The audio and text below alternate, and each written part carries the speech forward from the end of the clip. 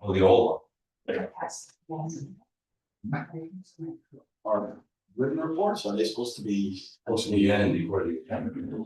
Yeah. They are. We've got a little. I'm working towards constant improvement. I just, Or working for others. Yeah. what I do, I just, you know, that's pretty much the first thing, you guys get in the next thing. And then I just put all the reports. You're fine. You want to read it?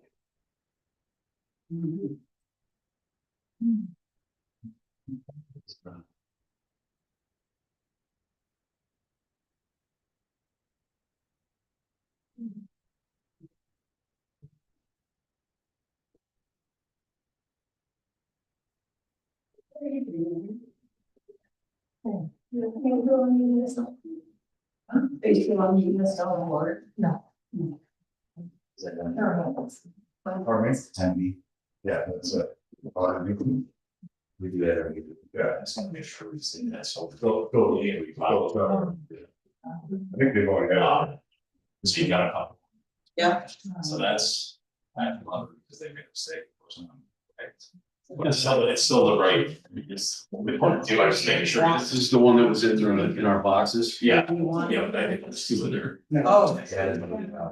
I just, I know, I got one that says it's not, I just want to make sure we're getting the right. Says 381. That's out of there. All right. I called about that today, and it's all good.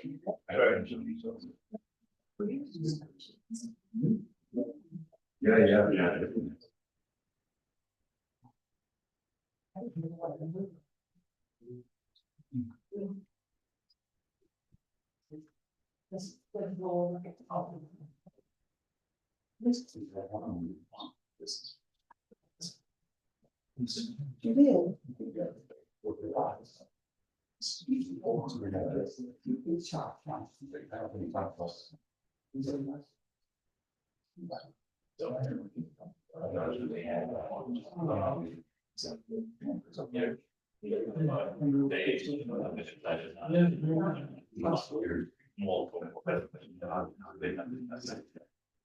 Okay, this is our one.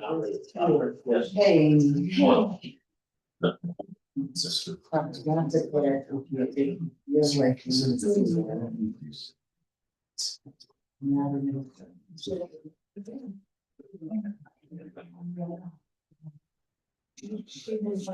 Everyone likes to call this village Sodas Point meeting to order and stand for the flag. Pledge allegiance to the flag. United States. To the republic which stands. Trustee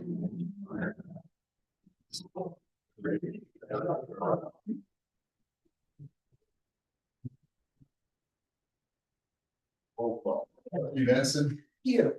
trustee Leon. Here. Trustee Novak. Here. Trustee Atkins. Here. Okay. I'm gonna start off with reports, except a couple things. Wanted to let you know, I met with, Tom Huncutt, Bill Kalush, Kathy Madison, and myself, we got together, discuss, civil water, ambulance services, talked a little bit about the contract and budget shortfall. And I think our goal is to come up with a presentation, talking a little bit about where we're from, where we're not, where we are now, and possibly, where we want to be down the road. So Kathy and I are going to be working on that, and hopefully have something for both groups and the community to look at. So, looking to have a scheduled meeting that got postponed, so looking to reschedule a meeting with Sheriff Milby to discuss some issues regarding the village of Sodas Point. And just wanted to make an announcement on, we have a near DEC flood prevention meeting in Lyons on Monday, the 22nd from 11 to 12. And I'll be there. You're gonna be there? Yeah. All right, reports. Go over, see the trustee Madison. 1 second.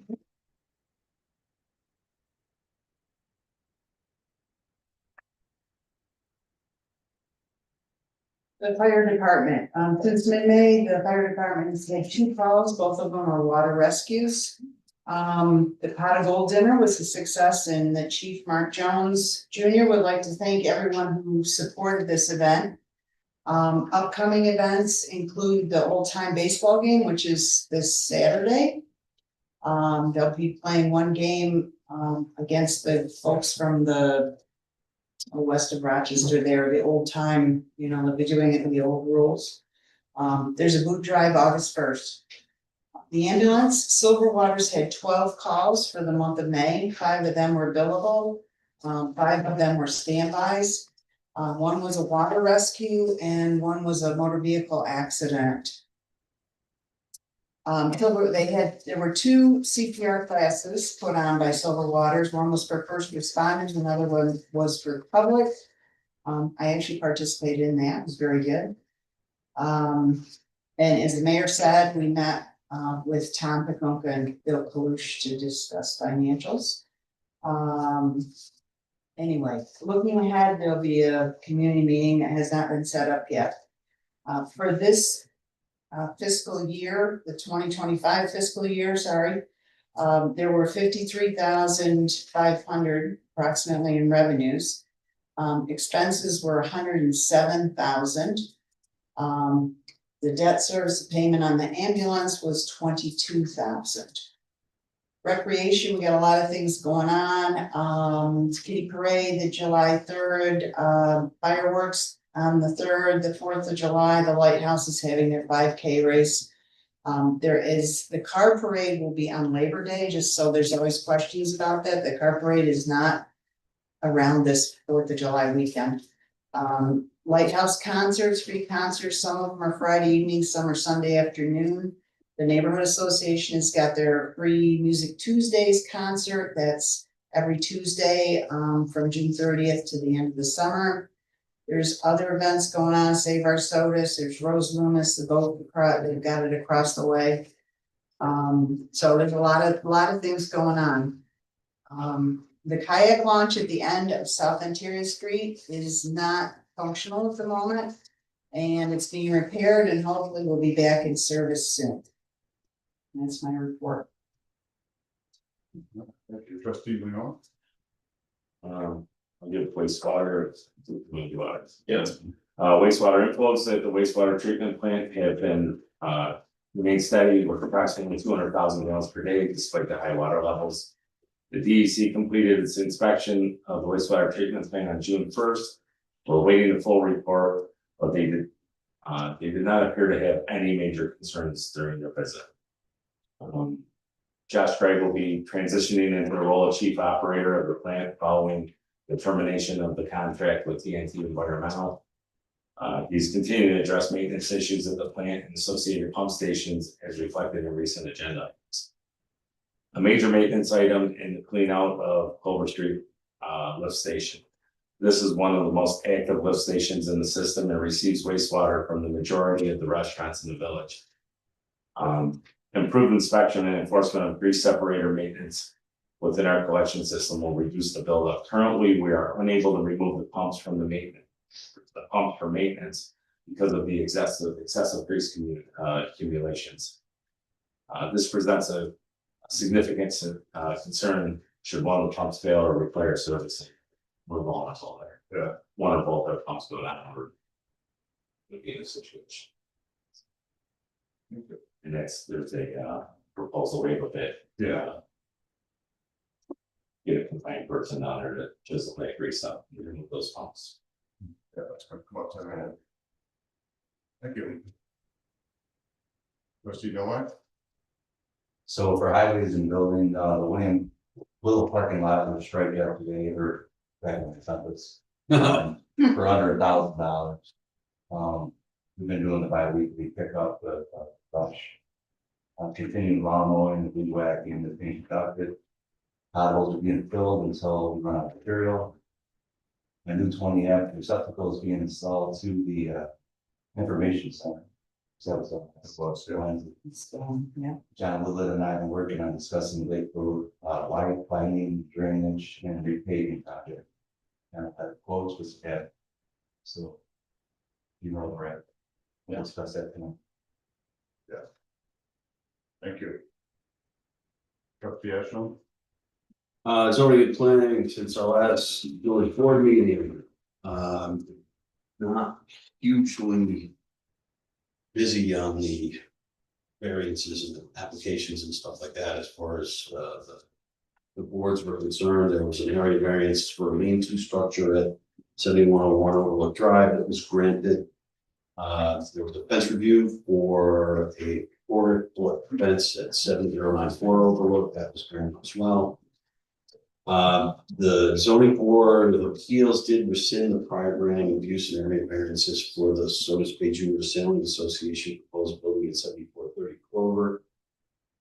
There were some issues with the survey on which the prior grants were based. The application will be submitted after resolving these survey issues. This past Monday, we had members of the zoning board, the planning board, and the village board meet, and there was an agreement to form a committee comprised of multiple members of each of the boards to perform a review and assessment of the village code and develop proposed updates for the code. There have been past efforts to do that by the planning board, which were long and meticulous, but somewhat piecemeal. So we're going to try and kind of do this with a larger group of people and a little more focused, a little more cohesive, so that we're going to come up with a final product of proposed changes. This is a huge and time consuming undertaking, and it will at some point include public hearing and comment. Residents and stakeholders are encouraged to provide input and feedback, and we're looking for as many perspectives as we can get with regard to that committee and the eyes that go into the eyes that look at it and the suggestions that are included. So that we're kind of at the infancy stage of this. So, you know, as there will be further reports as the committee is formed and we move forward with this, but it's gonna be pretty big undertaking, so. Yeah, so it's a couple from each board, right? We're gonna. Yeah, a couple of people from each board, and you know, obviously at some point there's gonna be you know, there'll be public hearings and public comment sessions and all that kind of stuff. So once that gets to a point where it's kind of presentable. You're excited. Attorney Kendall, anything? On that issue? No. Or general? Just general. Okay, I mentioned I'm going to the floodplain law meeting on Monday. That the DEC is hosting in Lyons. We've drafted, you represent a number of municipalities that are impacted, so we do have drafts. That will. We drafted something, but I wanted to see what they had to say before I presented it to you, so. We'll have a draft, it has to be approved. Not as a law, but in a draft form to submit to DEC by August. So, yeah, because they have to approve it before we enact it. I guess we'll talk about the ambulance thing in a moment. Yeah. I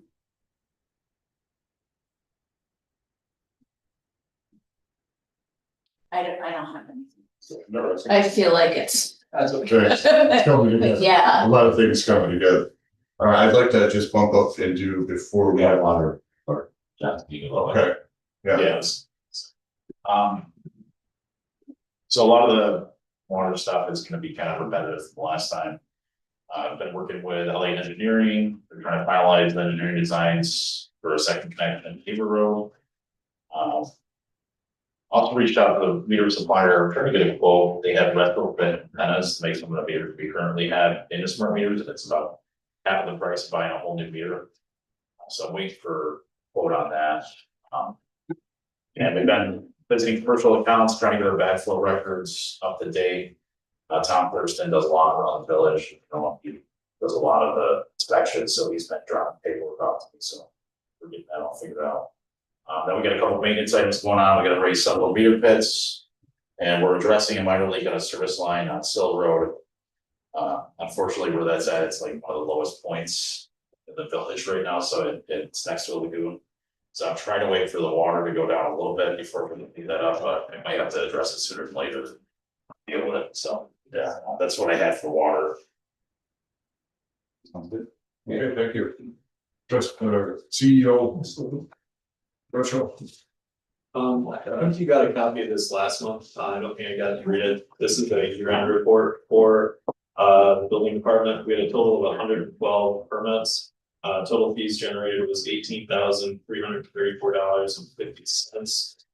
For the month of May, it was a total permits of 25 for that. And then for the work, the 1203 was submitted. The boundary annexation was submitted, the census report was submitted, the Genesee land use was submitted. The fireworks permit was done and sent over to the Coast Guard. I finished my C&D water certification. The training credits are done for the year for code enforcement because of that. The Wayne County permit is submitted, the fair housing renewal is submitted, and the CAD paperwork is now submitted to the DEC. Nice, the fireworks, what, they just get back to you?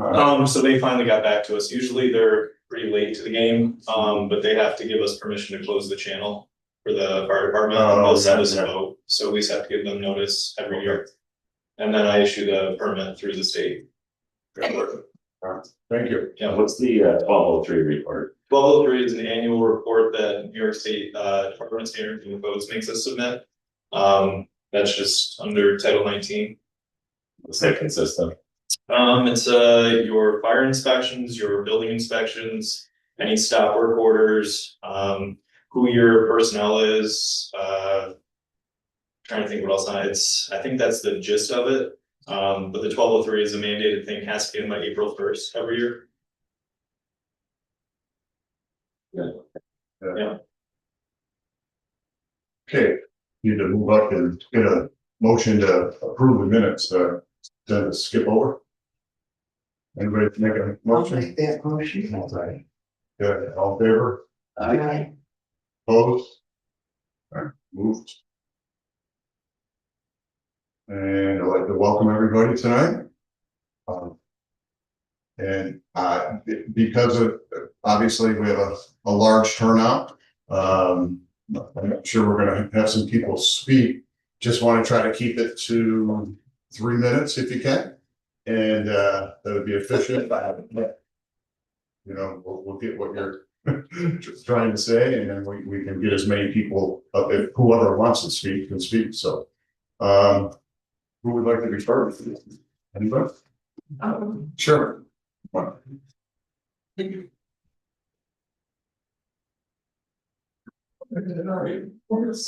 have to see. That's what I'm gonna get.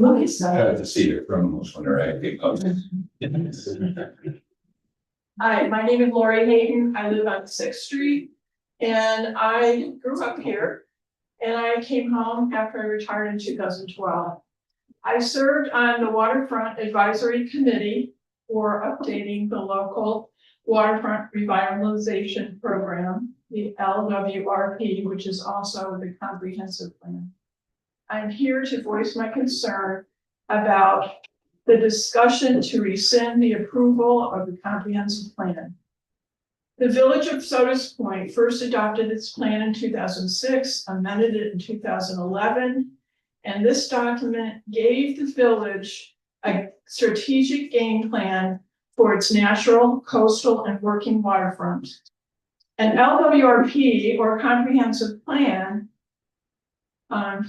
opens doors for a municipality. It provides resources, and money in the form of grants, private and public resources that we might not have received in the absence of an LWRP. It shows that investment in our community is a good bet. In 2020, the village decided to update the comprehensive plan. So in Labor Day that year, we had a public outreach information booth that was set up in Willow Park. More than 25 people stopped by and learned about the process. July 2021, 45 members attended a public informational meeting in which the village's existing conditions were presented, and then a brainstorming session to address the issues and challenges we have as a committee. 2 more public information meetings occurred, one in August 2022, October 2023.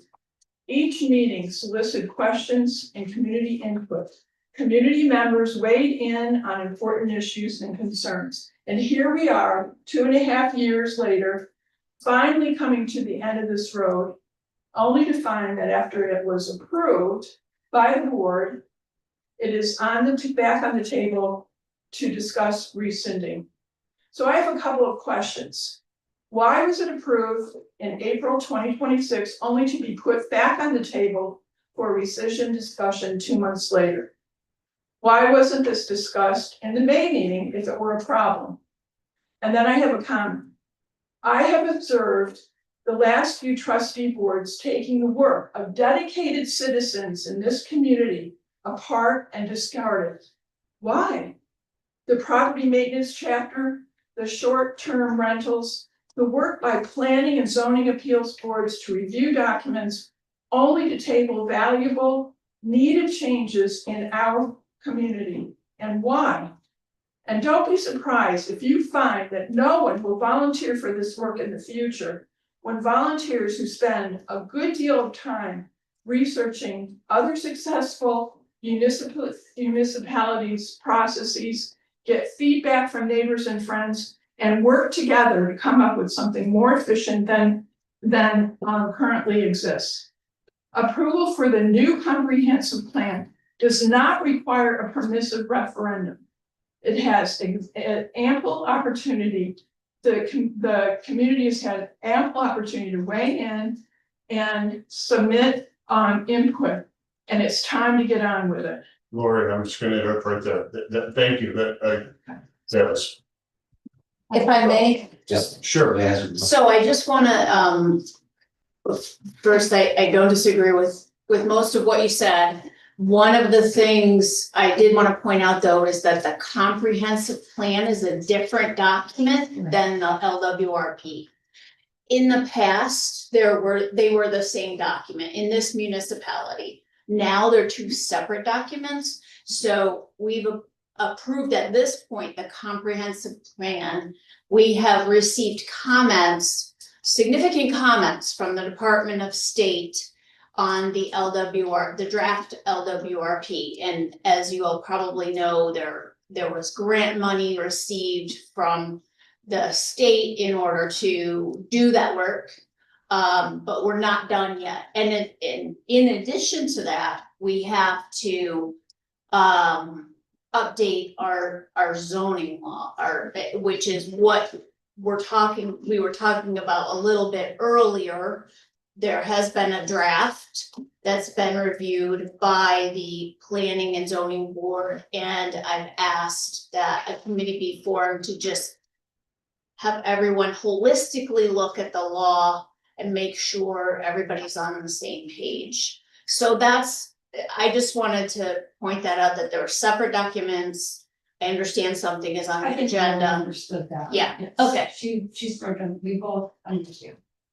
Okay, Yeah, thank you. Anybody else? Aaron? Anybody else in the room?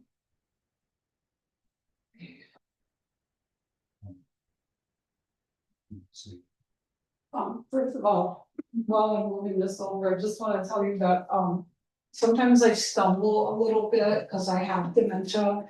Generally, in the past, Dave used to read this and I didn't talk to you beforehand. So I didn't want you to read, but this is everybody's names on there. My name is Maxine Appleby. I live right over here, 7487 South Ontario Street. And earlier today, I couldn't figure out why this comprehensive plan thing was on the agenda, so I FOIA'd the letter that Phil wrote. And I just want to go over some things. Lori went it over, but I want to go over it again.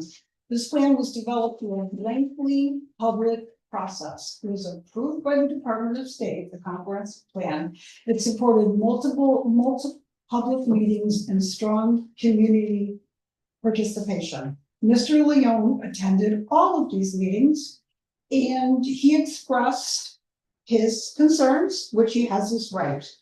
At the final public workshop, community members were asked to identify and prioritize projects that they felt were important to the future of the village of Sodas Point.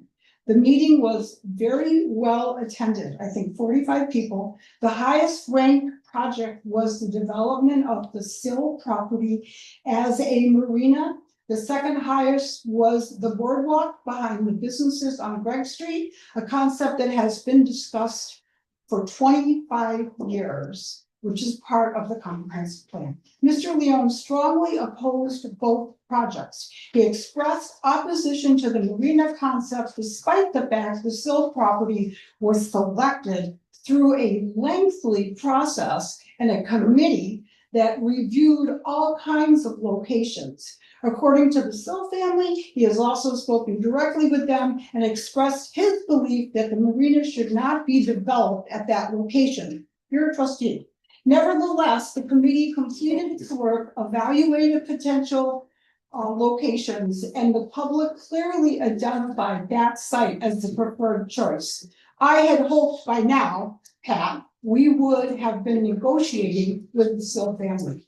Likewise, Mr. Leone strongly opposed the boardwalk and actively encouraged others to oppose it. I personally heard him talking to other people. He also went to business owners, including Krenzer, Marine, Docks, and JAP, and he advised them their property would be taken by eminent domain. To my knowledge, and I talked to them, and that's what you said, that is not the case. That's not. That is true. There is also the ongoing situation involving the property known as 650. I'm not going to get into that, but we all know what happened there. Maxine, I'm gonna interrupt. I'm directing this at Phil because Phil's Yeah, the one. don't direct anything to anyone. Okay. You're here to talk about Okay. the issue at hand. You're doing a That's little fine. bird walking, we need focus. That's fine. She's at her 3 minutes. And you got, I have one more okay, yeah. one more paragraph to do. Another important component to the comprehensive plan is the Willow Park Playground project. Now, here's the deal. The village discussed this at the last meeting. If you rescind the comprehensive plan, you can't apply for the grant because that is part of the comp plan. So the comprehensive plan represents years of work. Everybody in this room just about participated, and I think it's sad. So I hope that you both know not to rescind it. This is the Village of Sodas Point comprehensive plan, not one trustee's comprehensive plan. Okay, Thank you, thank you Meg. very much. Yeah. So I'll just say, and I should have mentioned that during my part, we did meet with Friends of Willow Park on Monday. Was it Monday? Monday. I'm losing track. Yeah. No, last Thursday. Oh, yeah. Oh, that's. Last Thursday. And they did get in the application. They applied for the grant. It was So due, it was due. it was due Monday. Yeah, so Great. that happened. Sorry. No, that's good, good vote. Anyone else? Okay, Mayor, I don't know if you want me to talk now about the ambulance. Right, that's next. Do you want Yeah. to use Zoom? That's next. You want to have Pam on Zoom? Oh, Because I didn't, they can unmute now. I've got it on Zoom once I'm using. because that'll be kind of a tie into the next one, okay? So we'll We're gonna have you. we'll have you speak like to kick it off then, Yeah, you're next. yeah. Okay, so We're good. Well, Yeah, just funny. Come on up, yep. We just So- need to ask if anybody on Zoom. Well, have One any would, more public comment? I'm There's only sorry, one yeah. person would be the, Oh. two wouldn't speak yet. Third time's the charm. I haven't seen one. No, Okay. yeah, they should be. All right, so on to old business, and it's welcome now. We're, the next thing on the agenda is after contract for ambulance staffing service, EMS staffing. Okay, I'm Tom Duncan, I live at 46 Craig Street. I've talked with the mayor, a couple of trustees, and I just wanted the next 3 minutes, give a little bit of a history about the ambulance, talk about its finances, talk about some of the things we've done, and I'll try to keep it short.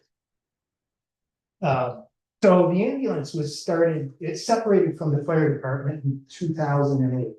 And the purpose of that was to offset some of the costs that the ambulance was incurring, or the village was incurring. Offset, it wasn't meant to make money for the village. And we found that we were doing 200 to 300 calls a year.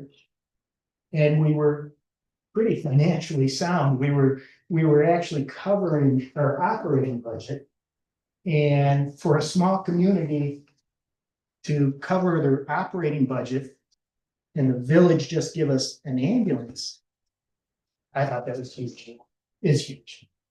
And give you an idea, our operating budget is, we have about $40,000 in contractual expenses. And then we have a paid medic, 8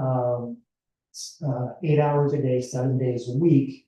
And our full-time medic is here, Keith Egner. And then all of us are volunteers. Bill sometimes picks up a weekend day, but believe me, he does more volunteer hours than he does for pay. So at 200 or 300 calls, we were covering our operating. Village gave us an ambulance. We provide mutual aid. When Sodus Town Ambulance was being mismanaged and going down, which Sodus had a huge presence in the ambulance agency in Wayne County. They provided our advanced life support, and huge. And that's when Wayne County was talking about providing an agency, a Wayne County EMS service to support small agencies like us. And I think there were like 22 agencies throughout Wayne County. And now, because we are doing less mutual aid, when STAC was going down, we were doing 400 calls, and we covered our operating budget, our paid medic, and we covered a cost of, we made like $20,000 to put towards the ambulance payments. So 40 for our operating budget, 77 for our paid medic program. And I think our ambulance payment that the village makes is about $22,000, a total of $139,000 there. Now that Wayne County EMS is, I don't want to say put agencies down, but the smaller agencies have dwindled away, and Wayne County is picking up more calls. Our call volume is down to about 135 calls a year. I think last year it was about 133. 130. And this year, and typically the volume of calls are in the summer months, June and September.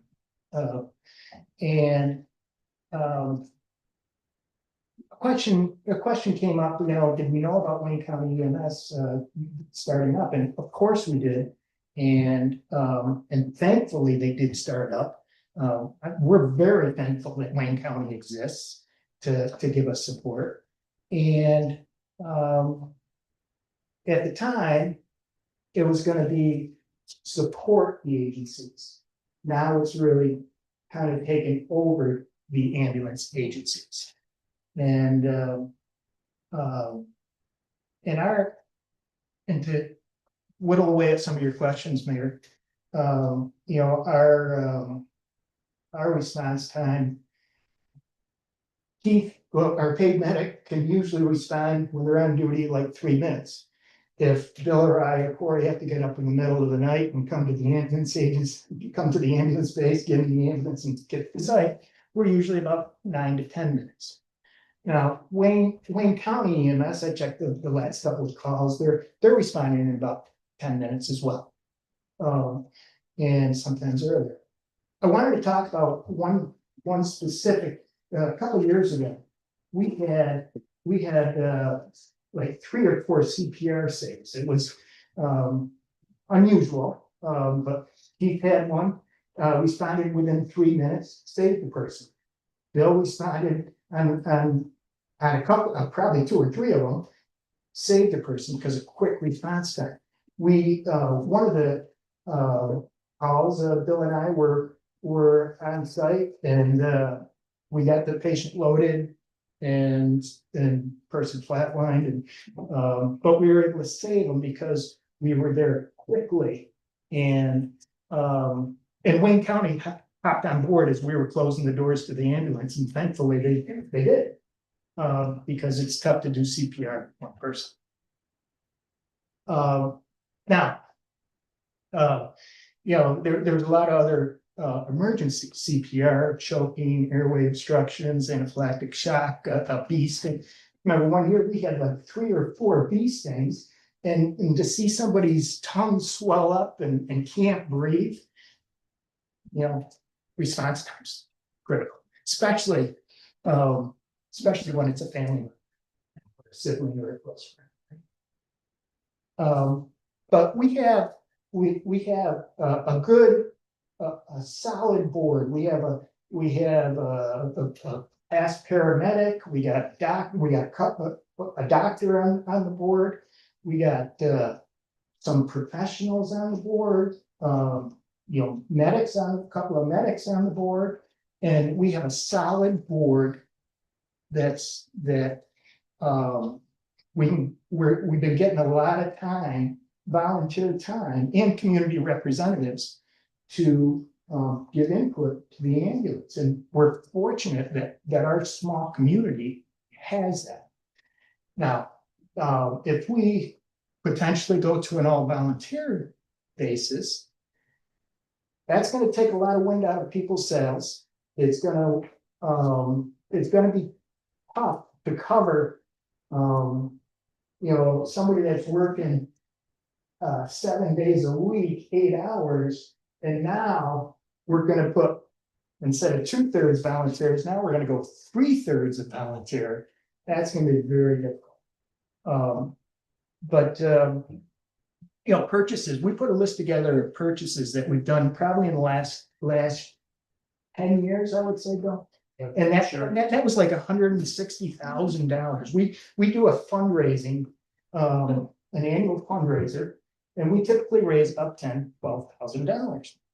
And we use that money to buy equipment. That's why we do fundraising. And part of that $160,000 that we spent also went to putting a second medic on board during the summer. And because if we have a full crew, we can get more, we can respond to more calls, and we can do it efficiently, as opposed to waiting for another agency to come in, like Wayne County. So, and transparency, any village board member is welcome to attend our monthly meeting. We don't open it up to the community just so we can get a little more focused in on things. But anybody in the community can come up and talk to us, and I'm more than happy to share information, because it's our money, right? It's our community. So I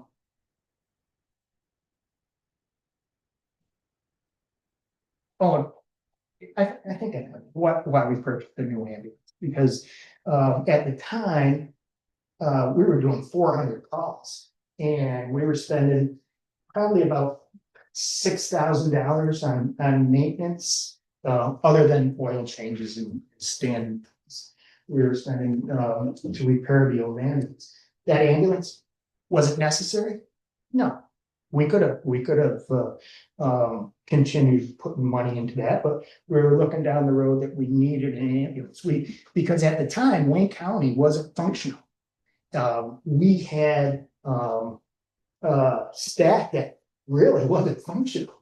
And, you know, fortunately, Sodas Point was able to cover those mutual aids. So that's, you're fixed, I mean, that is a really crucial part of time right there that you're talking about, Yes. that transition from sodas. Because it seems like that's when you were, you know, up in the 380, 400 range. 400 plus calls. Or yeah. 400 plus. Yeah. And then once Wayne County kind of absorbed that, that's when it kind of. And now we're down to 130. 130. 130 That seems like that calls. transition, you know, in Yeah. the last couple of years. Yeah. So, and to talk about where we are financially, the village gives us an operating budget of 117.40 for operating company for contractual equipment, 77 for paid medic. And then if you want to put in the cost of the ambulance, the payment on the ambulance is 22, that comes up to 139,000. And right now we don't have, we're still waiting for our previous month, the deposit to come in, but I'm anticipating, we're at about a $55,000 deficit. But like I said a few months ago, I think we're gonna be able to get that under 75. I think it's gonna be more realistically about $60,000 deficit. If Is that 60 for a calendar year? it's a fiscal year, and our fiscal years. Yeah. Yeah. Yeah, and you know, something else that thank you, Bruce, but something else that the ambulance does is, we have a lot of young people that are going to school, potentially medical school, that help us out in the agency to volunteer their time. And yeah, they can't do the call like we do, but they help out. And you know, that's another service that the community is doing for our young people that are going to school. Let's see. Yeah. So how much of our village tax, which as far as I'm concerned, cheap, well used, with some other places and see what you pay, how much of that goes to the ambulance, whether it's to cover a shortfall? Do you know, anybody know? Yeah, 22%. Yeah, you're looking at, as far as taxes we take in is somewhere, this year it'll be 640,000, so 80,000. If you add both of them up, you know, so 80,000 deficit is, you do the math, 80 over. so you know. So around 20% versus what it comes down to. So of our wouldn't tax it levy, be, wouldn't not our it be budget. prudent as a village to have a referendum for the public to decide? Yeah, Let's say, it might be 100 this year, for all we know. right.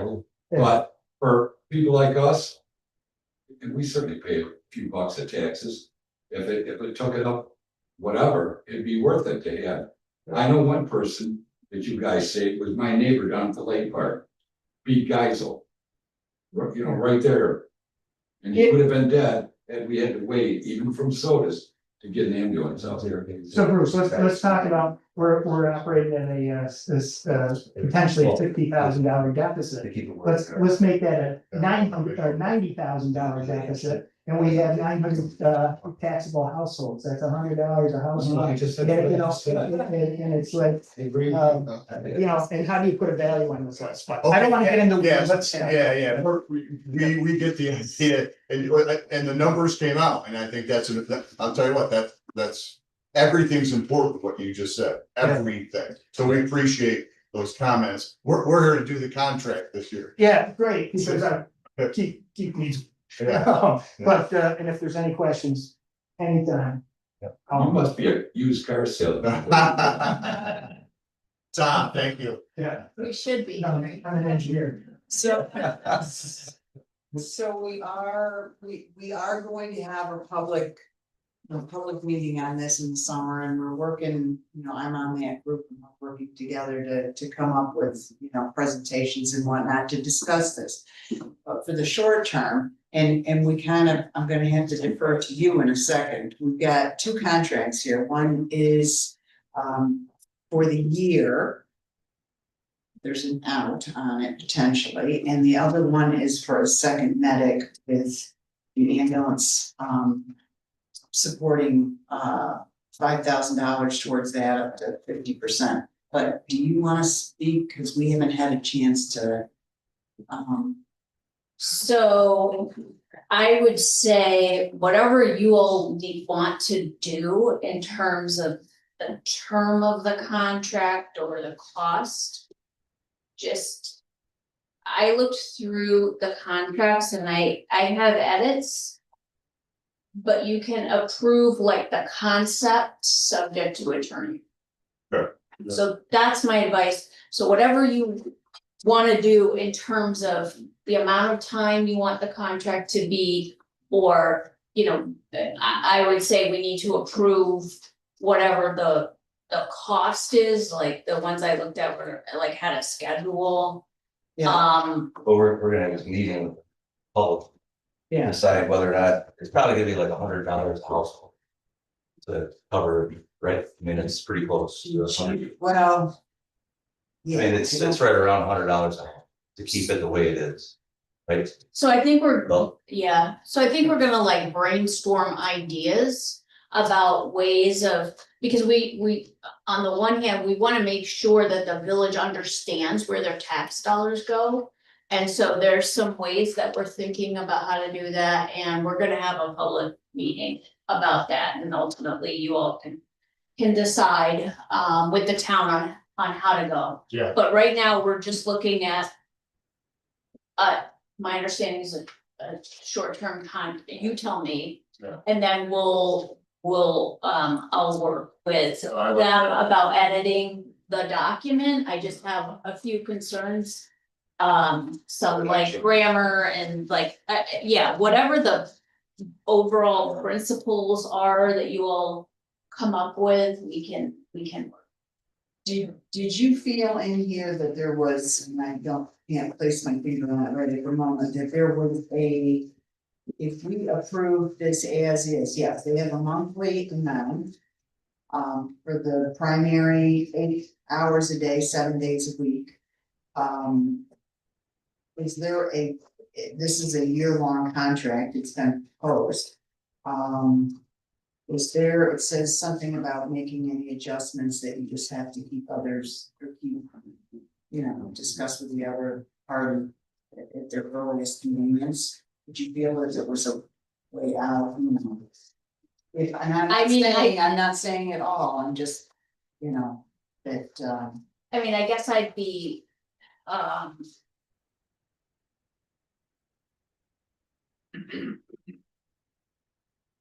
I would say.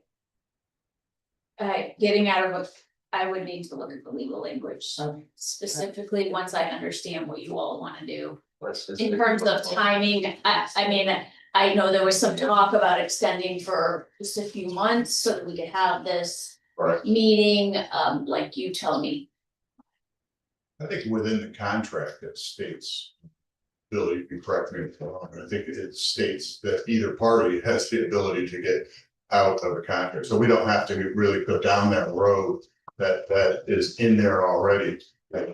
If you're still in the public, or the public talking part here, I'd like to talk for a minute. Sure. That's all.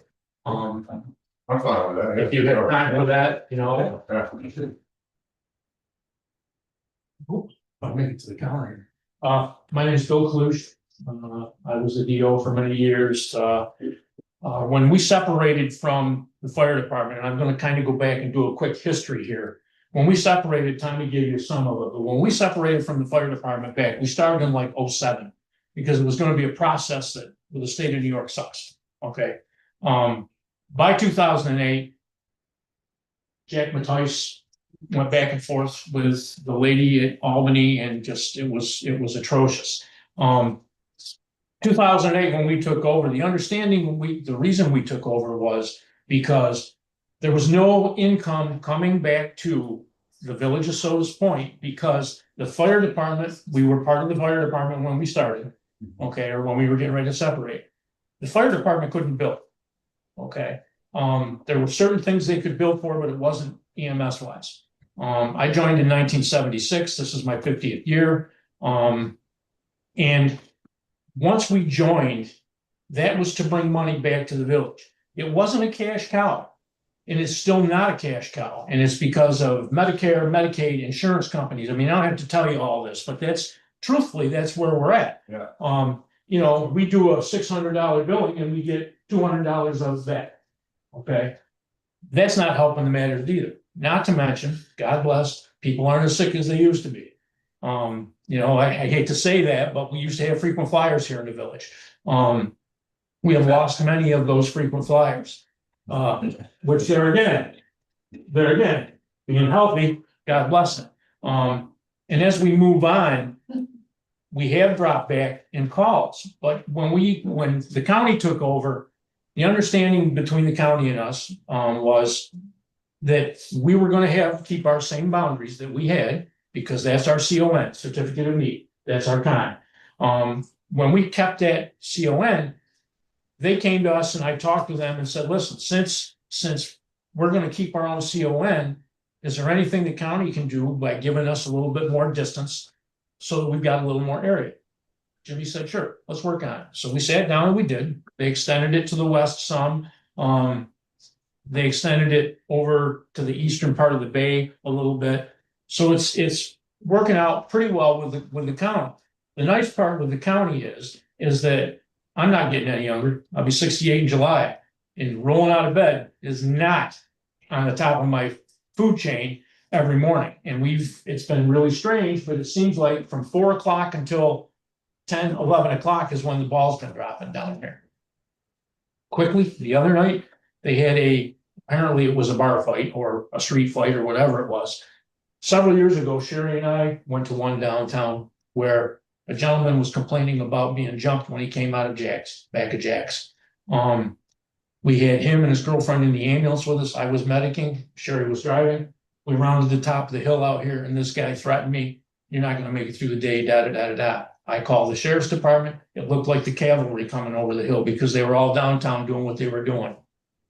Come to find out, the sheriff said, the person that usually makes the most noise is usually the one that did the damage. And well, it was. It's not any easier for any of us, as Tommy was talking about. Right now, we have 2 young ladies that are, I will say, pre-med, right? I mean, how's Cece? She First year done, baby. That's paid for. and we have Jason Karasinski's daughter, Gabby, who's pre-med as well. And they're both on our roster now. And Gabby's showing up for 4-hour stints a day. There's just so many things when it comes to finances. And we've always been lucky in Sodas Point because there was a lot of money here.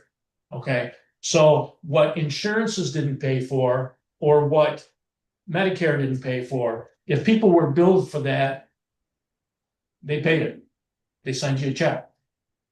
That's changed. So many households in Sodas Point are now Airbnbs or whatever you want to call them. So they're here for 3 months out of the year, and basically it's not really anything that's on anybody's mind when they go back to wherever they're coming from. I mean, it used to be they came from New Jersey, Connecticut, New York City, all along the East Coast, came up here and stayed weekends. Now, people from Fairport, Victor, Henrietta are coming down buying houses. They come over here for a month a year or whatever, and they go back. God bless them for that. But it doesn't make it easiest on all of us, including the village board. And if you think that we don't understand that, we do. The amount of hours that are being put in right now are just, between recertifying the ambulance, me being recertified as a medic, I can go right on down. That's all figured into that fundraiser money. Any of that type of stuff that we do recertification wise, the agency pays for. Doesn't come out of budget. Okay. Our Silver Waters ambulance, Incorporated pays for that stuff.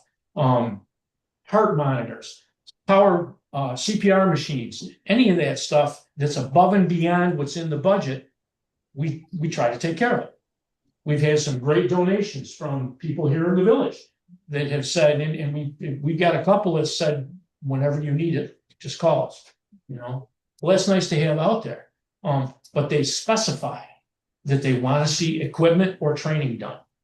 You know, so I'm gonna leave it at that. I know I'm blowing a lot of hot air here, but like I said, I've been doing this for 50 years. And it's definitely, the game has changed. There's no doubt about that. And we're still busting our chops to bring it around. Yes. I don't wanna drag out the discussion for our future meeting. Mhm. It might be worth understanding more. I'm not asking you on the spot now That's good. about the Airbnb issue. Yeah. Like, I don't know, like if you get insurance cards or like how that works. So Yeah. if you can just, I can quickly tell you, what happens is if we have to transport somebody that's from out of the area, we do what's called a PCR, patient care report. That patient care report has all kinds of information on it as far as name, address, social security number. We try to get all that. When we send that into the state, because state wants to keep track of this. When we send that to the state, it not only goes to the state, but Keith, you can help me with this. It goes to our billing department, medics and things. Medics. Okay, so what happens is each billable chart we send in, they get it on the other end, and they do all the billing stuff that way. We get like a report every so often from them on each call of what they've already covered, so I know where we're at when we send them in. So it's just so are you finding that out of state guests we are not being able to bill their insurance company or are we not billing them? The guests, I mean, not the Airbnb hosts. Yeah, They're uncollectible. You're If you there. send them a bill. So- oh, yeah. more Yeah, about no. that. They get billed, everybody ends up, Everybody gets billed. gets billed. When they go in the hospital, they have to give their insurance card to the hospital. That's what, that was kind of, that was the question. So everybody gets billed. What's that got to do with an Airbnb? No. Insurance is- No, No. well, that's not what I meant. Already in to the sense. protect the Right. Airbnb, so you be very careful. Well, no, No. that's not what I meant. I'm trying to understand if, I'm just trying to understand the issue. Yeah, it's So- just the flow, the different flow of people, I guess is what I'm saying is. It's not They're coming in and residents out. that Okay, so, we're having less residences and more Out of town. out of town. well, I would think the out-of-towners would get sick quicker than the residents. So, well, Okay, Okay, let's. thanks. Sorry. But Yeah. appreciate it. Thank you for coming in. okay. So You- We're gonna set The only- this enough. Yeah, we'll do a separate. I know it does. I know it's, okay, thanks, guys. Yes. Thank you. Yeah, and like Tommy said, please, doors are open, come over, go through the rigs. We'd love to show you the equipment we've got and the stuff that's been paid for outside of the budget, so. There's not really any question that way of what's going on, okay? Thanks, guys. Thanks, Ed. Kathy. Yeah, like, all right, yeah. Is there another, somebody else? I just wanna add to that, and every time we get a patient figure, we get what's called a face sheet. Thanks, and the bottom that all their billing information, that gets sent also into our insurance thing, so that's where they get all their information to bill that patient. That's all right. They do all the chasing. MedX does all the chasing. Yeah. And if they don't get paid, MedX goes back after, I say goes back after, but Right. we'll bill again. Right. We used to have a thing called soft billing. That after the third time of billing, because we had so many elderly people. That were living in the village and that were, that just were on fixed incomes. And we just said, we're not gonna give them the stress of worrying about. A doctor's bill and then saying, because many would say to us, well, I don't really wanna go because I can't pay the bill and if I can't pay the bill, and I've told them many, many times, don't do that. If you need the ambulance, call a darn ambulance. So, Anyway. but that's all blended into this. So, I'm sorry. so we have two contracts here, but the concern is, so one of them is for a year, it's for a medic, 7 days a week. 8 hours a day. What they've been doing this last year, they've cut back a little bit on the weekends. To save a little money there, that contract, but it is for a year, and I guess the wiggling point was that this hadn't been discussed fully, it's $84,000, I believe, it's roughly $7,000. $7,004.36 a month. Yes.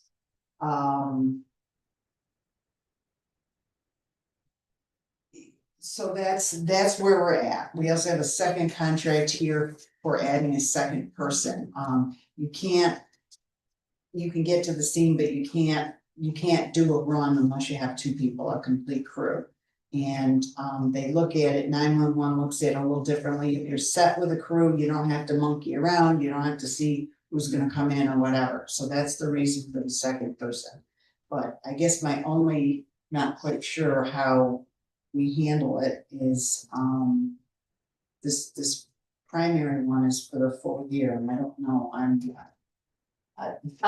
So whatever you guys wanna do, Mhm. if you want a full year contract with a termination clause, we'd have to add a termination clause. It's not that, we have to do some other things too. That's more clear than what's in that one right now. Yes, the other option is doing it for less than a year to allow for this public comment, thinking about creating a district, all of the other options to allow citizens to come in and tell us what they want, Yeah, right? yeah. So that's an option. So the email that you sent around on Sunday, there were 3 yes, but contracts attached. no, right? there were only 2 contracts. The third one was, a letter from Silver Water stating that Oh, that they've agreed to reimburse on the second medic. Yeah. Which would be just for weekends and holidays, whatever, up to $5,000, splitting the cost with the village 50-50. The second contract is roughly 10 grand. And Silver Waters has said they would pay 5 grand of it. Up to 5 grand of it. And so, 50-50. I mean, yeah, I think most of my questions are beyond the scope of the contract, is like the sort of broader question of who covers what and where, I guess you tell me. Was there a breaking point in the budget with this? Like, I mean, this is in the budget already, so this in numbers already in the budget. And even our revenues, taking into account for the Yeah. common revenues and everything. yes, you're revenues are in there. Just something quick, when Yeah. Kathy was talking about some changes that we made in the last year in regards to like weekend medics and that stuff. What we had done was, once we get out of the busy time of year, like middle of September, end of September, That's what we were talking about. we had it set up that if we didn't put a medic on. If there was a special event, then we would put a crew on to cover the car parade, or like the fireman's dinner the other night. There was 300 people there. So we made sure that we had some coverage because of everybody who was there. But what we've been doing is during the off months, shall we say, is if there's a call, and I'm at home or Tommy's in town or whatever, we'll answer. But we're not on the books for 8 hours. It might be just for the time of the call that we end up going on the books, which saves substantially. And with Mr. Farah, which is EMS staffing, extremely flexible. If you get a chance, I don't know if you ever talked to Paul or not. But he's a good man to work with and very willing to work in any case away we go. But that's how we cut back on things. And that's the intentions this year, is that after the busy season, if we get our second medic and everything on, we'll go back to that kind of, not a volunteer situation, but if instead of having somebody in-house Saturday and Sunday, 8 hours a day, they just answer a call and they go home, might be a 3-hour call. Yeah. That's another thing that's happened over the years. we used to have Myers Community up here, and I know this is going back, sorry. But Myers Community up here, and Myers Community was an hour and a half long, an hour long trip, you drove them up, dropped them off, now. You go to North Wayne, it's 2 hours without a minimum, you go to RGH. In Strong, 3 to 4 hours without a problem, and that's the other killer on this, I'm done. I got one quick question, I just, this has been a discussion. So our staff comes in at 8 o'clock every day, No, Keith is there, what are you there, 7? I'm there 7 to 3, Monday. 7 to Friday. 3, alright. Yeah, I was just doing some research and you were saying that the window for calls is moved earlier. But the problem is that you would be playing all season long because certain times, like they are now, they move to later in the day. Other times it's earlier in the morning, that's the problem. Yes. So when you guys do your volunteer, let's say you get called in after September, you Yeah, guys are gonna get paid, right? well, the other No. side, the other side of this You get paid for your time? is if on a weekend, well, like right now, There's definitely. on a weekend during the summer. We don't have a second person on, it's 5 days a week, it would be just for weekends. Right. To make that full crew. I would, If I'm home, I just come down and drive for a week or whatever, that's volunteer. I don't. So you just volunteer. There's no compensation. So- So there's no way that, like, if we could compensate volunteers, they would probably be more readily available. Yeah, but the thing you have to run into without it being, without the village doing the work. Is that if they're not part of Paul Farah's EMS staffing. And, You don't get rid, Yeah. right, you don't get reimbursed. right, they can't be paid, so anyway. okay, so I'd like to make a motion, all right, because we need to move this along. That we approve, so it's the big contract for the year, that we approve this. Adding a clause, that we can get, we need, and I know we're supposed to do it with the state, that we can get, we'll work those details out, but an escape clause, so to speak. With time, 30 days, 90 days, whatever it is, 30, I'm gonna say 30 days. And subject to the lawyer's approval, there's some, verbiage and just small. That she was like, just tweet Yes. down, Yes. down the road, but tonight we just had. Yes. Yeah, So- and just, can we clearly say it for the purpose of your motion? Yeah. How much it is and how many hours? So one medic for, One medic, 8 hours a day, 7 days a week. and for how much? $84,000 and $84,057. For a monthly payment of $7,004. There's some change there.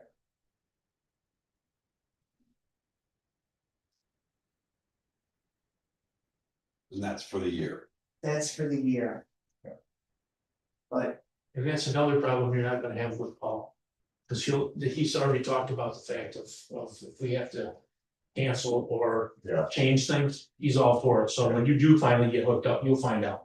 and we've come in a little bit less He's great. because of this winter not being Yeah. here, that's a lot in here. Okay, so I would like to make that motion. That gets us our primary medic, gets us our medic, 7 days a week. It's 365 days a year for the $84,057 or a monthly payment of $7,004. And you're, Subject to 30-day termination. a 30-day termination clause and approval from the lawyer, because there's some verbiage in there that needs tightening up. Second, I'll second. all in favor? Alright. You got it. I have one more, it would kind of, Like, we gotta, okay, oh, yeah, I'm sorry. Yeah. All in favor? I, Opposed? Carried. Next one. Okay, so we have a 3-month contract, which would begin now through September 15th to cover a second medic for a 3-day weekend, Friday, Saturday, Sunday, plus blow off day, plus Labor Day, Monday, which is 41 days. It's this. I go on. No. It's our unofficial We'll talk. holiday, the Wednesday after the. It's essentially, Supposed to be for it employees. started out as like restaurant employees and stuff like that, who were working on the 4th of July, who couldn't get 4th of July off, so they all get a Wednesday. So they blow off work. And they blow up work, and then there's a giant. We all blow up. Instead of saying blow off in a contract, can we say July, whatever it is? It's not. Yeah, it is. It's- a No, it's. Wednesday You after, could say. Wednesday after July 4th. Yeah.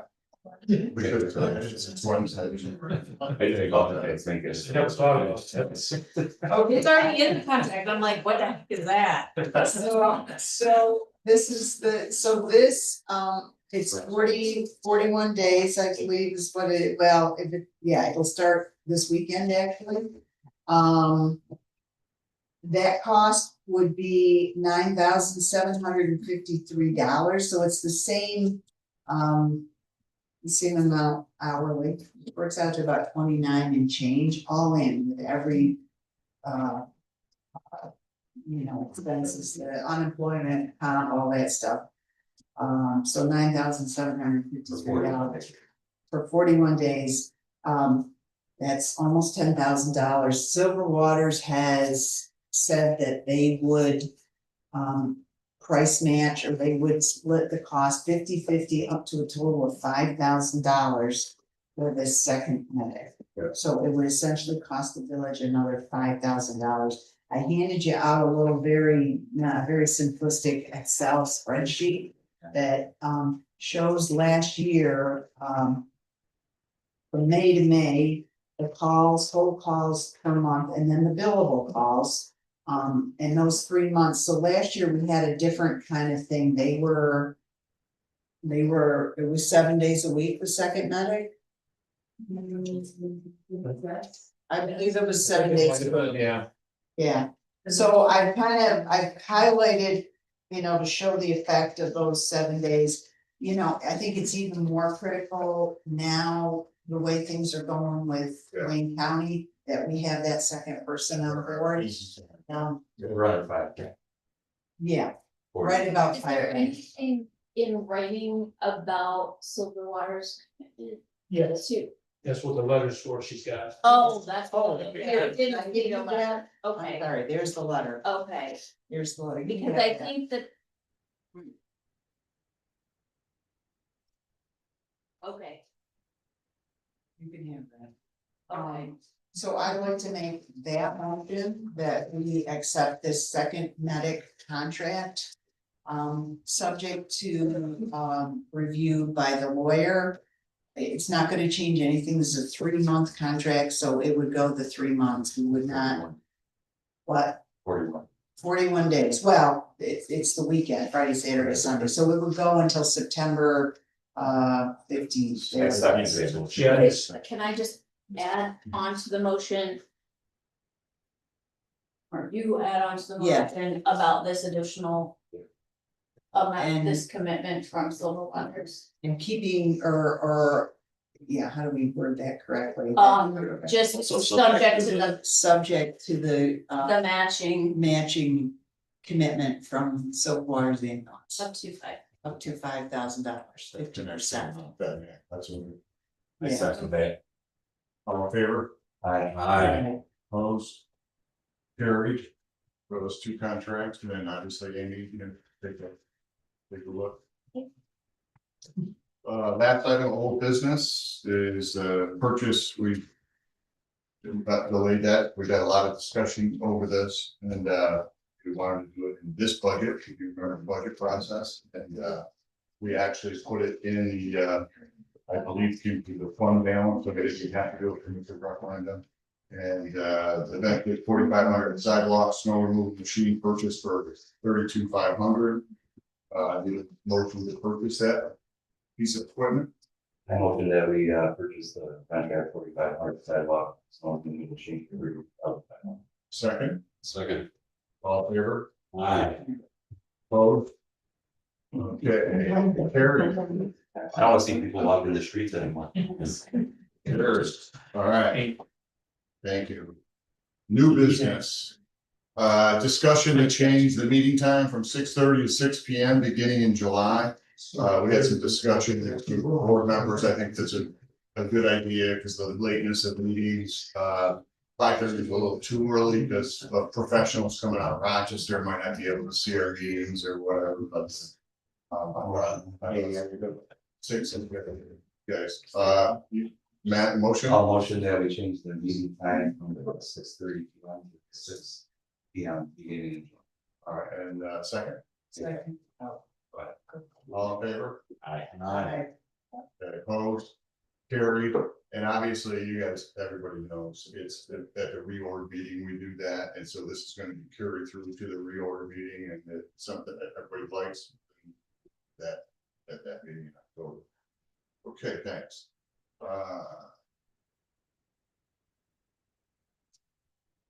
We are, the next piece of new business is approval of memorandum of agreement between the Village of Sodas Point and Teamsters Local 118. I've talked to everybody and talked about, we had to kind of do 2 mini memorandum of agreements just because of the licensing, kind of, I will say, slow down in the water part of it. He's licensed in wastewater, so we could only do that portion. So if I could read this to you real quick. Between the Village of Sodas Point, Teamsters Local Union number 118, MOAs entered into by between the Village of Sodas Point and Teamsters Local Union number 118, whereas the village has determined that there's a need to assign wastewater management operational responsibilities associated with the proposed position of chief water and wastewater operator. Whereas the bargaining unit employee currently assigned to wastewater operation holds the appropriate New York State wastewater operator certification and is currently compensated at an hourly rate. And I had to make a change because in June, the employees had a 3% raise. So the rate I had in here was prior to that. So I put it, you know, for the union, they'll see me cross that out and I initial it. So it goes from 26.52 to 27.32 with that 3%, just so you don't, if you see that, okay? Whereas the employee has successfully passed New York State water examination, but has not completed the village interview and selection process for the water system responsibilities associated with the proposed position. Now, therefore, the parties agree as follows: effective June 15, 2026, the employee shall be assigned the duties and responsibilities associated with the wastewater management and operational functions of the proposed chief water and wastewater operator position. In consideration of these additional responsibilities, the employee's hourly rate shall be increased from 27.32 to 30.52 per hour.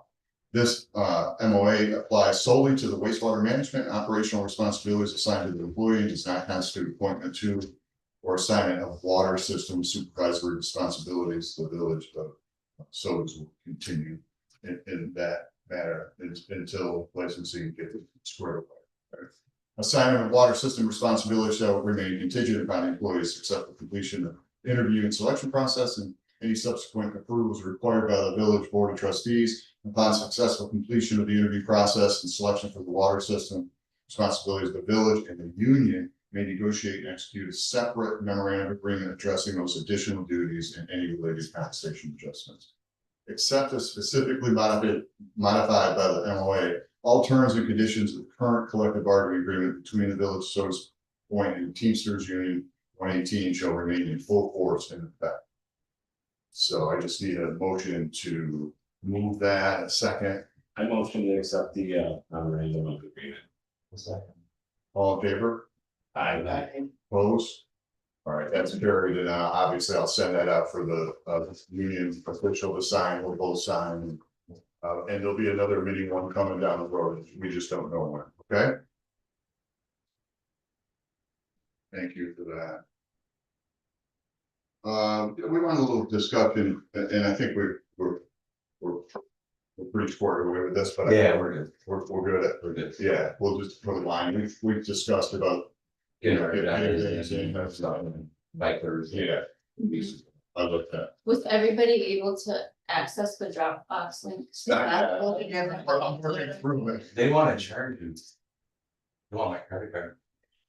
I'm just, You don't have to do that. well, every time I've tried it, so. So I did the same thing, when it comes up, go to the bottom, and just say, no, thank you, or something like that, and then it goes, takes you to the free. But it's my Dropbox account, I pay for the Dropbox, uh, so you shouldn't need it to ask. It was kind of similar or something. we'll do a training. Hammer you want that. And I'll just say, I've got like 4 things on the agenda for July, so it's like, yeah. So you pay attention to the Dropbox. So just for clarity's sake, timeframe for that, adding items to the agenda is Thursday. We're doing a week, so there's Thursday for trustees.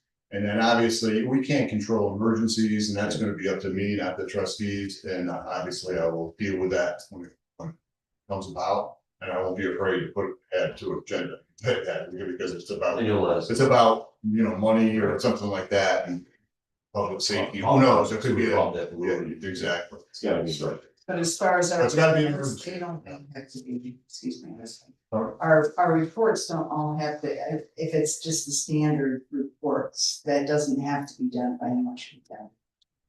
When should that be done? We were trying to get that done by Thursday. Yeah, I don't know. the week before if you can. The more information. Whether or not we do it at our meetings. Yeah, if people can do it, and whether or not you do it today or the week before. Just a readjustment. Yeah, It's a re- Okay, another item in new business, MMB and Company, contract for agreed upon procedures. We hired an auditing company, annually, and, you can take a look at what and when, that they're gonna actually look at. $7,000. Yeah, I think up to, it talks about a contract up to $7,100, and, what was nice about their contract, they just talk about the things that they're gonna do, when they're gonna do it, and I read through the- I think you've done that. This is my first year, you've done it 2 years already, so, something we wanna continue with. I think we're an obligation. Required to. Yeah. Oh, yeah. Yeah, well, you're not required to hire, you can have a board member do it. Do the audit. Where I was in Palmyra, we had a board, a county person who was on a board, she did it, but. Let's get Matt to do it. He's the number. I mean, is there any other option that we can possibly save money, or is this, do we, something bit it all, we want this, if it's just. This, These guys for Pretty pretty much different. yeah, but it's something, I think down the road. That we, if an individual trustee or someone, we could look at that, but not now. Yes. That's what the town is. Looking at. Yeah. Yeah. They're gonna start having the trustees do it, Yeah. So. on a, like a summer. Yeah, make a motion to. A motion to. Motion to vote accept the contract, MMB and company. MMB company contract for agreed. I second. All in favor? I, Opposed? Carried. So that's the auditor. Discussion. Discussion to rescind approval of the comp plan. I'll take this one up front. I don't think we conveyed very good governance or transparency to the public for something that's so important. Under the guise that, or promise that, oh, it was on the village website for a year and a half. I didn't come prepared. And we had zero discussion about approving this comprehensive plan. And yes, I was at the meetings. But I don't think anyone else sitting at this board was at those meetings. Which be, the board this comprehensive, and the fact that we had no discussion, I didn't review it because I wasn't ready to vote on it on that because it wasn't on the agenda. So I pushed for us to just wait 1 month and put it on the next month's agenda, and then it was. It was done under cover of the night, basically. We paid our bills and then we went ahead, added this agenda item. And then approved it to the point that even the Wayne County Times that reports on our meetings, they didn't even have it. Everybody left the room, including the Wayne County Times. Here is one of our most important documents that's gonna roll weighs in on our village for the next decade, the last one was 20 years. And it was never reported, the public didn't even know it was happening, we had a public hearing. And we had zero discussion between us, I don't think that's good governance. And there was no emergency to do it, if there was an emergency, like a deadline that we needed.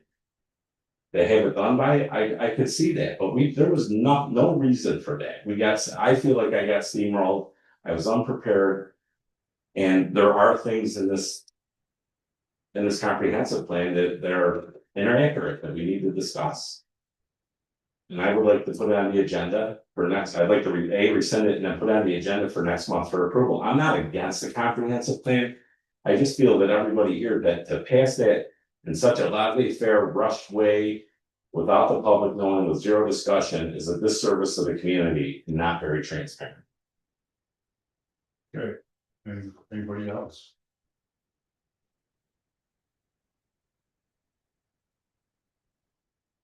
Good. I think the important thing is it's a plan, the code, the zoning code is the more important. Well, this is important too, but, I think that's where, we need to look at it a little more closely, or a lot more closely. As was mentioned, we have a lot of gears turning. We have the big grant that was applied for, we had the Willow Park grant that was applied for, we've got to make changes to the zoning. I just think it's never gonna be a document that everybody is 100% happy with, and so we've been working on it for 2.5 years, and I'm for 3 years, I don't know how many years. You think it should be accurate? When you put something on paper, it's no longer accurate the next day because things change, so. Now, let me ask you one thing, everybody. Do we have any industrial uses in the village? It's the dock builders, welders, storage yards. You have an Transmission. industrial zoning area. Yeah, but do we have, it specifically says we have no industrial. Businesses going on. It specifically says on page 34, it's totally inaccurate, we have. Highline transmission trucks, we've got 40 of them parked on Margaret Road, we've got a dock builder running in the same facility, we have industrial businesses going on, so it's funny. Page 34 clearly says that we don't. I think it goes to the definition of industrial, yeah, I think we have to look at the zoning law, on that, but I'll make a note to do it.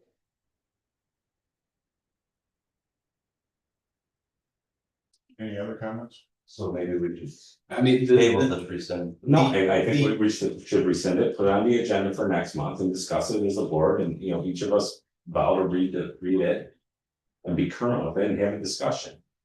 The thing to me about the comprehensive plan is it is a very generalized document that gives kind of it gives an overview in very broad strokes. It is not detailed, it's not meant to be detailed. And there are so many things that come afterwards that are far more detailed that can't be done until there is a comprehensive plan, correct? We kind of rushed it though, I mean, here we are, we're stepping back on zoning. I would We're never, creating a committee right now, Well, you know? yeah, the zoning I has to understand, come but after, it's all part of it. and the comprehensive plan, like, we did the environmental review the month before. Yeah, so we went through the. Right, so we did the environmental of it, right, yes. We were- You were like, get me out of here, You really wanna go through that again? We have to go through. I mean, it's poor governance, at the end I of the just- day, it's not illegal. All right, well, it's not illegal, but it's clearly poor governance and that's transparency. I- The I only really- thing I can say is that there's nobody here agreeing with rescinding. I really hate to say have, this to you, that- I really have an issue. I don't know, we're having. I'm just saying, there's nobody out there that says. Okay, I'm they want to- and I'm just glad that I can have it heard. Okay, yeah. I really am not appreciative at all of being used of poor governance for proving something that's been in the works for 4 years and has been the subject of very much public comment and has gone. But the poor governance part is it wasn't on the agenda. That's the poor governance. All right, and it's, I mean, I looked up open government law and it's clearly in there, it's not illegal. But it's not the best practice. So I'm sorry if it upset you, but that is through open government. I just feel like, I feel like you, because you, I feel the same as you do, I feel steamrolled on something. And you feel offended, you know, and I respect that. If you respect. me, I respect just- you. I'm gonna leave it at that. All right, Wouldn't he wants to. it? Oh, you know, Yeah. So Take a little applause here. I didn't have. A fiscal responsibility question.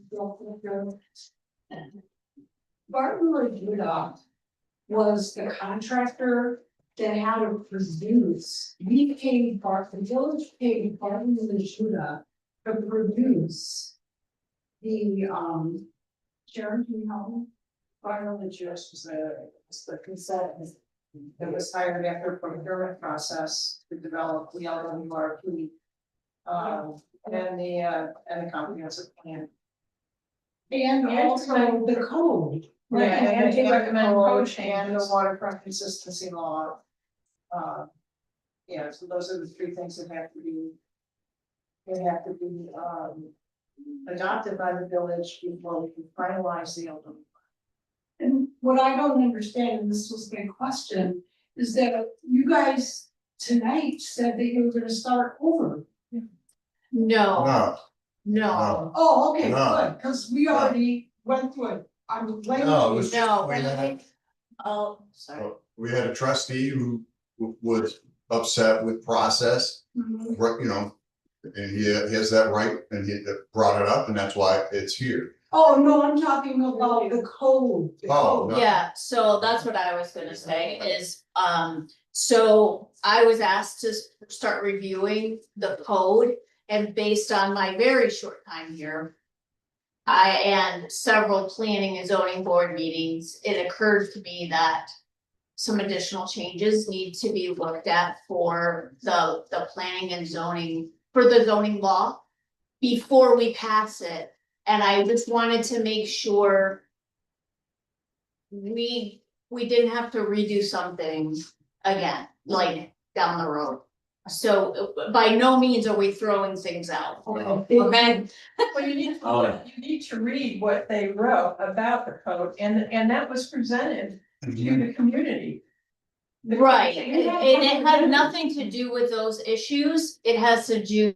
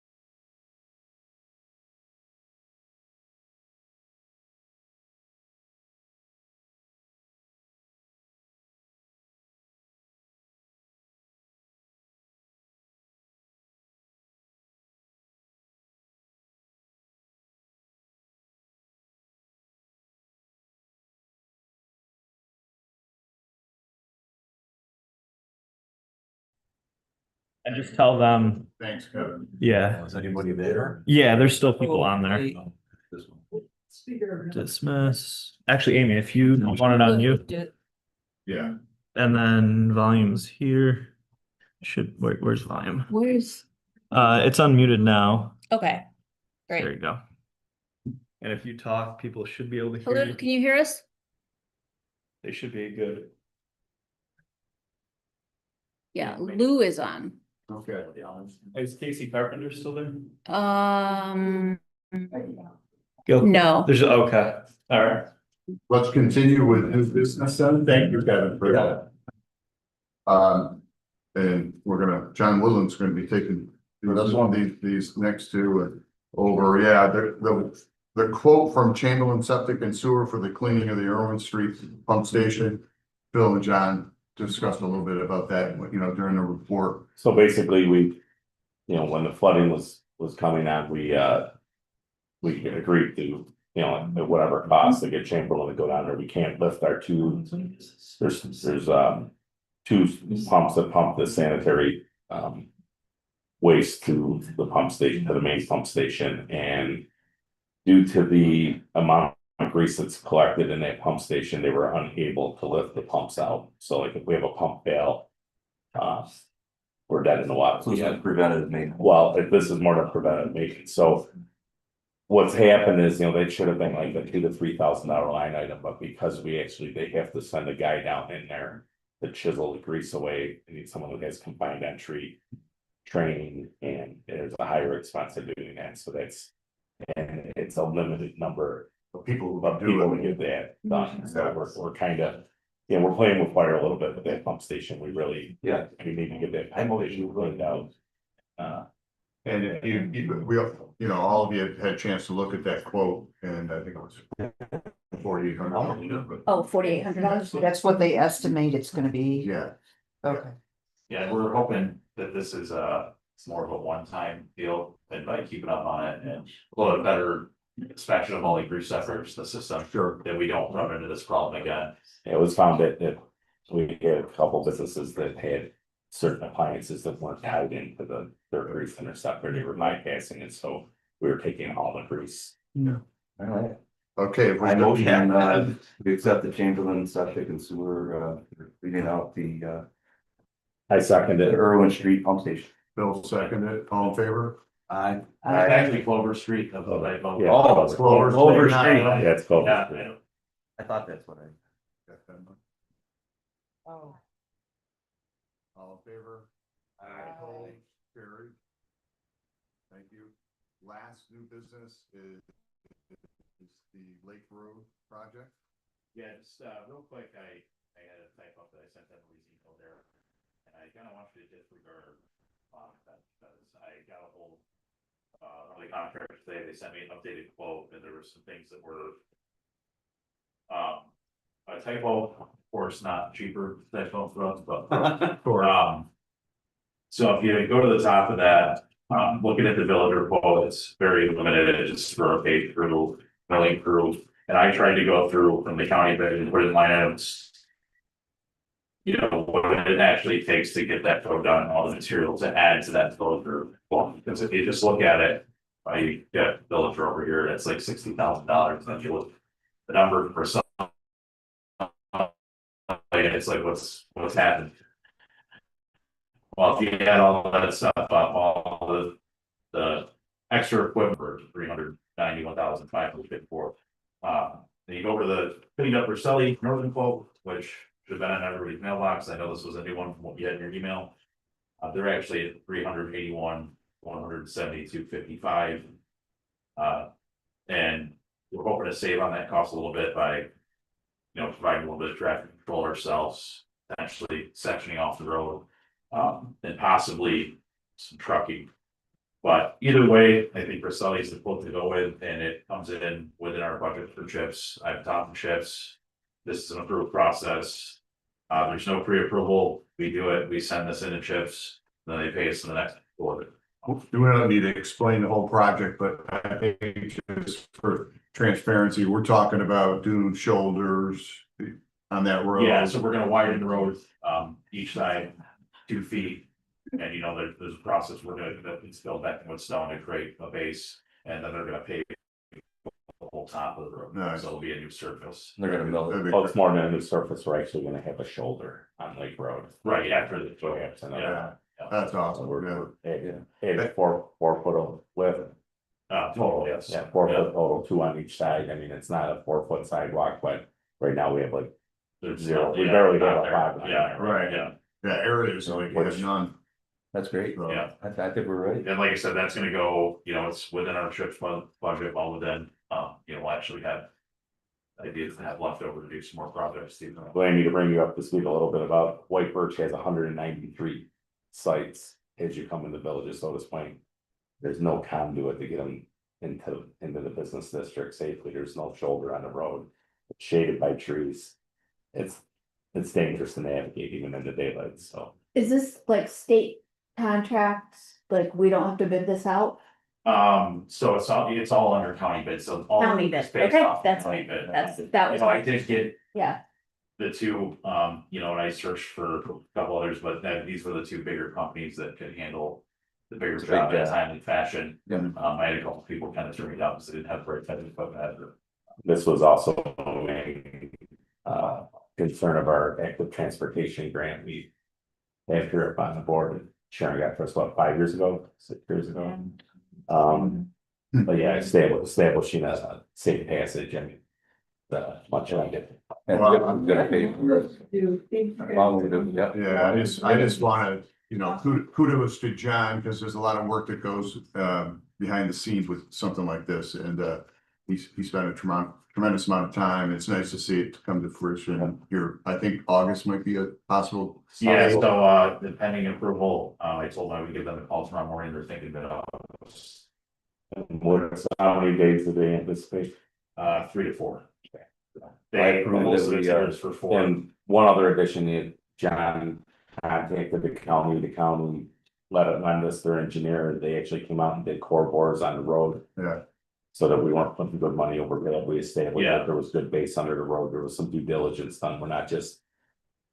Throwing a Band-Aid on it, we made sure the road had enough substance. Yeah, the spec on here on these quotes is based off of the report the county engineer gave me. We went to the company, said, hey, this is what we want done based on the engineering report, give you a price of it, so. So we gotta thank the county too. Yeah. Not that we don't pay that. I motion that we accept the Roselli Northern. For $381,172.55 to. Repave the Lake Road project. I second it. All in favor? Aye. Opposed? Carried. And as John said, there's always a chance that number goes down a little bit. Yeah. That he was talking about. We So- think we. I'd rather aim high than, Right, than right. it's a good thing to put on Facebook, Pardon me? advertise that on Facebook.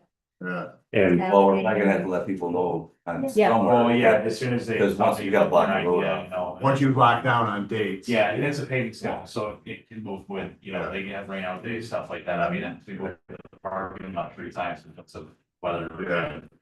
That means you have a schedule, so. And the county bridge road is being milled and paved the same way by the same firm right now. Yeah. So, if you wanna see what it's gonna Yeah. entail, that's what's happening right now. Where's that? Ridge Road, from Where? 104 to. Right through Walton, actually, the other side of Baker, they've been milling that whole. Yeah, they were right near South Geneva or North Geneva Road. They were there yesterday. I think I'll do a little drive, right? I'd like to see that. I saw the Sally and. Drive after it's gone. Can we pay the bills? Okay, we gotta pay the bills, last thing tonight, okay? I motion we pay the bills. It's only 8. Just kidding, I'm just. I second. Aye. All in favor? Aye. Opposed? Motion to adjourn the meeting. Second. Is there a sneak of faith? No, there's no seat. Nothing coming? All right, I motion. we- All in favor? Aye. Opposed? Good night, everybody, and thank you for coming out. Did you get one of my pets? Were you here when I passed them out? No, I don't think Weren't so. you on vacation?